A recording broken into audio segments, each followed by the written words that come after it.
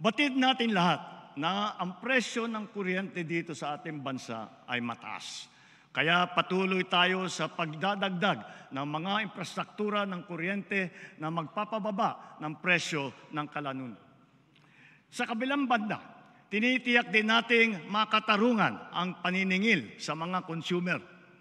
Ilan sa mga hakbang na pinatupad ng pamahalaan ay, una, ang mas maayos at patas na Lifeline Rate Program para sa mga mahihirap, lalo na sa mga benepisyaryo ng 4Ps.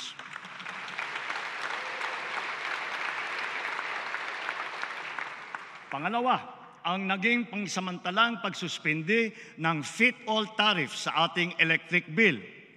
Pangatlo, ang anti-bill shock program.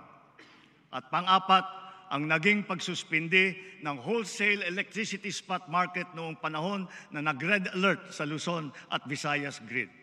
At ang panghuli, mga refund at pagpapatanggal ng mga sobrang singil sa consumer tulad ng franchise fee.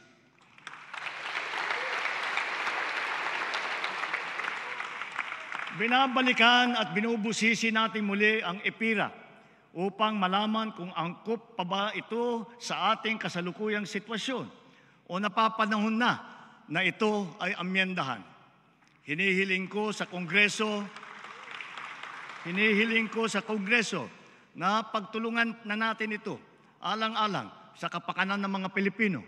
Sa taas ng presyo ng kuryente sa bansa, nahihirapan hindi lamang ang mga negosyante kung hindi lalo na ang taong bayan.